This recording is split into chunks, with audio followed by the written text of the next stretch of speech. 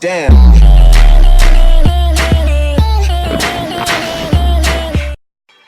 Welcome to Let's Play with Moose, and today we're going to be playing Besiege.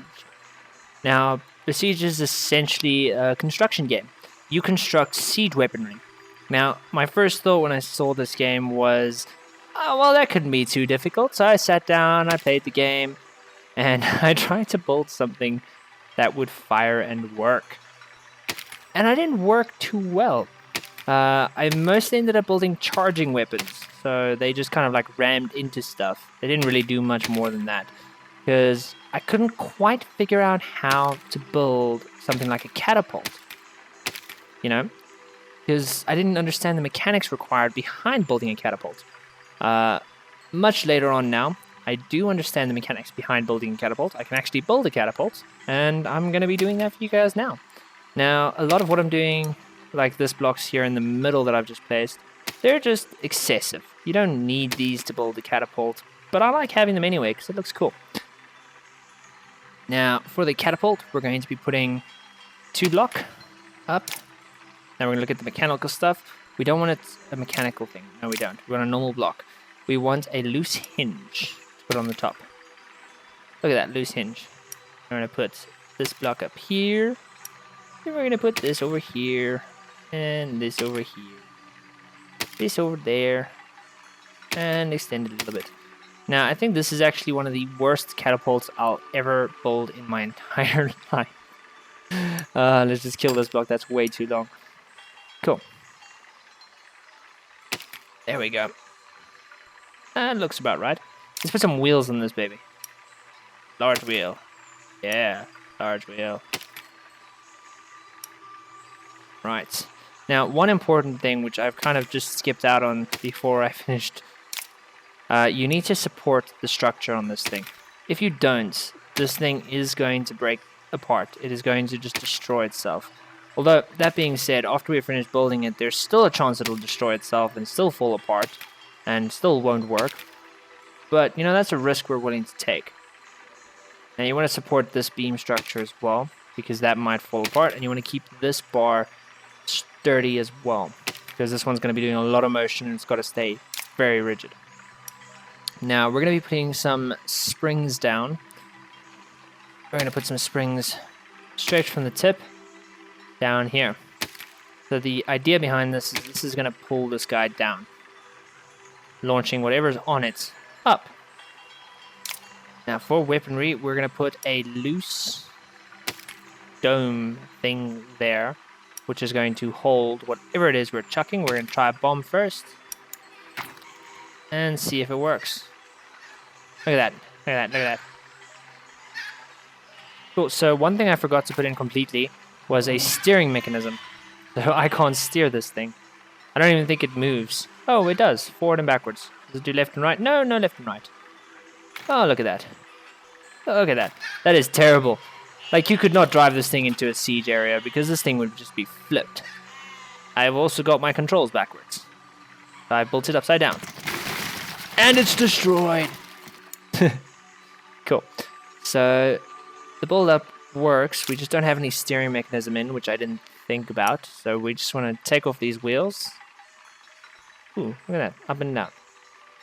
We'll switch those around now. We're just going to take off these wheels, put down a steering mechanism first, so that we can actually drive this thing and position it a little bit. Steering, steering. Cool. Now, noticing as well, obviously, that we have got this thing the wrong way around, we're going to just change our controls on everything as well, so that everything goes the different direction, so that this thing is facing the right direction for the build we've done. But also, I'm cranking up the speed a little bit on everything that we're putting on here, so that this thing has a lot more power on it. Because the next bit I'm going to try is I'm going to try and amp up what I've put on here. So I'm going to try and basically put something heavier on it and see if that'll be able to be pushed. Up and down. Cool. So this is going to make sure that we actually keep the retention on that, so that can roll. Down and up. And then another fun one that I always do whenever I build these kind of things is I'm going to put on a support bracket. So this entire structure here, obviously, it's going to be pre-fired. So it's going to have a difficult time maintaining itself, so to speak. Because obviously it can just jiggle around like that all the time, and that's not going to be good for it.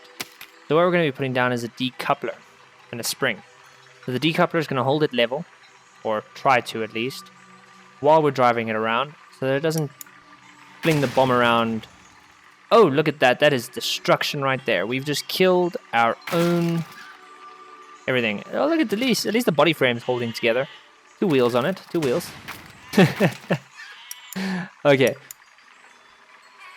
So it doesn't do that every single time. It just depends on how hard you hit at the bounce. Cool. So it looks like it's moving around just fine. It is struggling a little bit. Those wheels are a bit wonky, as you can see. But it's holding itself fairly rigid, sticking together. Just can't jiggle that bomb around too much. Now we're going to try and hit this castle here. First thing I'm going to show you guys, I'm going to show you the decoupler. So at the moment it's set to J, so it decouples that, releasing it. So now it's ready to fire. And then we fire it. Boom. Destruction. Now, as with most catapults, this is going to be a one-hit pony. Someone would need to reload this, so they would need to reattach the decoupler to hold it back in place, and so on and so forth. Now, what we're going to try and do is we're going to try and set that the spring on this thing so that the elasticity isn't quite so high. See if it'll hold itself down better. Oh yeah, look at that. Much better. It's a little bit more realistic. The wheels are still struggling to move this thing when they turn, but it's running. Now, when it's nice and low, we decouple and fire quickly to get the most range out of the attack. Nice and destructive with a bomb. Now we're going to try and change that up. Put something slightly heavier in there, and see if it's able to push it. If it doesn't, however, then we're going to have to look at putting on bigger and badder wheels. Right, let's erase the bomb. Let's put in a boulder. So a boulder is essentially the heaviest item you could put into a catapult, and try and throw that thing. Oh, look at that. So much heavier. It doesn't need decoupler there holding it in place right now. Let's see if we can throw it without decoupling it. Yeah, not very far though. That's going to hurt like the guy in front of it. That's about it. Oh, and here's a fun thing. So, nothing on the catapult. If we decouple it, we're going to break our own catapult by launching this thing the whole time. It'll just smash it. Cool. So let's try that again. This time we'll obviously do the decouple on it. See how far we can throw this boulder. Aim it, decouple, and throw. So it works, but it's more like throwing a soccer ball. Look at that. Not nearly enough juice on that. Let's see if we change the elasticity on these guys all the way up and see what that does to it. Hopefully it doesn't cause too much of a conflict, making this thing do that, basically. Oh, nope, keep it. There we go, keep it. Oh, look at that. That thing is so bouncy right now. It does not want to be loose. So we're going to decouple and fire quickly, and that was a terrible idea. Straight on my own head. So let's try and just... Oh, wait, no, we just deleted it. Damn, that wasn't very clever.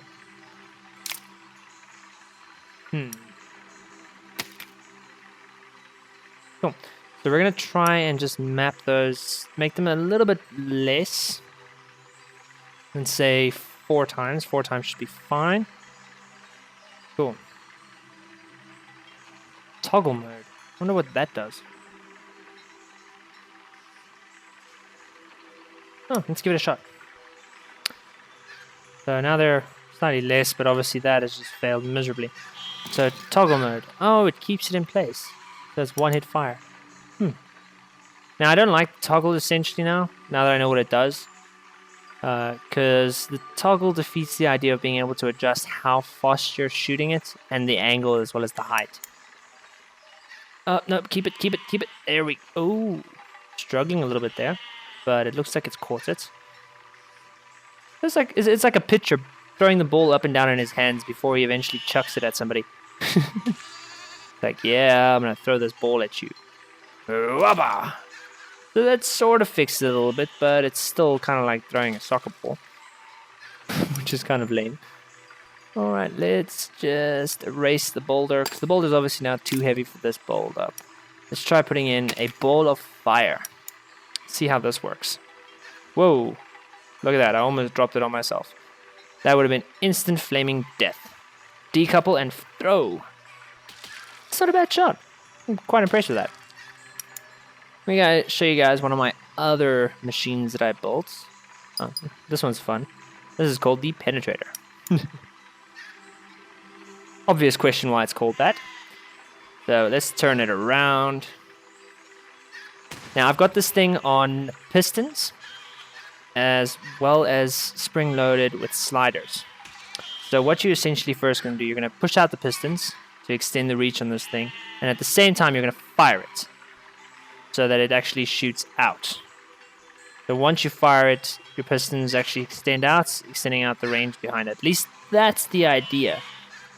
But mostly all the pistons do is just get in the way. It doesn't extend out far enough. It kind of makes the range, but it doesn't always hit it, see? But it's still fun though. I mean, this thing is going to hurt people when it comes up. This is as automated as a door opener as you can get. Look at that. Open the doors. Like I don't see many like medieval doors standing up to this kind of like tech. And this thing's going to destroy doors. Giant spike ball set up on springs. Woohoo! Yeah, nice little concept. Pult 1. Oh yeah, Pult 1. So this is the first catapult I ever built. You know, nice standard solid frame. It holds itself very nicely, but to give you an idea of what this one does. Same concept, I decouple and I fire. But this one fires quite far. This one though, main drawback with its build-up is once it fires, almost all the time it will destroy itself. Oh, what a shot! Check, if I fire it in full length, it will break every single time. Which makes it a one-trick pony. Pult 2. Oh, hello. Oh, so this one's got all kinds of cannons on the front of it. So, same concept, decouple, fire. So we're going to decouple it and fire it.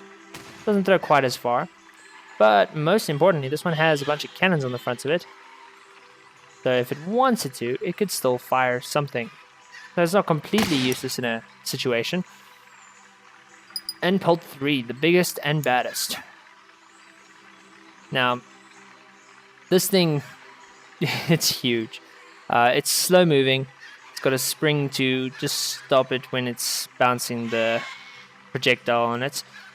It does move forward quite fast, but it turns slowly. It's built for effective aim. But again, same concept. You release it from the decouplers, and then it would fire. There I fired and then decoupled. So decouple, fire. Exactly the same concept. Doesn't have the range that my first one does, but this one's stable and it doesn't break when it's doing stuff. I just call this the WTF. Any guesses as to why, people? So it's got your standard cannons, which I think I can't remember how to fire them. No. Oh, Y is for the flamethrowers. That's interesting. Whoop! I just shattered that thing. Look at that lag. So essentially this one, what it's going to do is it's going to extend itself with pistons and able to fly to basically cause havoc. So its idea behind this is you're first going to fly it up. So this is going to help suspend it. Then you slowly extend the pistons. Slowly, I said. Not like that. That is just utter sheer chaos. But first fly up. Then you're going to slowly extend those pistons.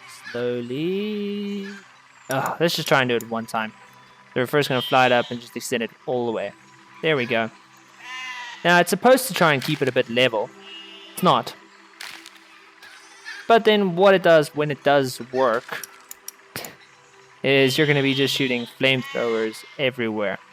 So the medieval concept thought behind this is you'd be in an airship, you drop this thing on top of enemy base, activate it, and it just engulfs them in flame. Which is a fun little concept. And then this is my little float. Now, this one I built after seeing another video of somebody else who made a flying machine. And my first thought was, that is so cool. You can make a flying machine? I want to try and do that. And it kind of worked at first. So it takes off, right? Once you decouple the wheels. The hard part though is actually flying it, because it's difficult with the wings. See, look at that. Oh wait, nope. Because if you get that tail wrong, it's just gonna barrel roll itself into oblivion. Hey, that has to be the longest flight I've ever done. But now I'm stuck, and it's pretty much destroyed. Look at that. Let's go look at that. Yep, I'm glued to the roof here. Well, that's it for today's episode, guys. Now that I'm stuck on the roof, like, subscribe, do whatever you have to do. Thanks for watching. Cheers.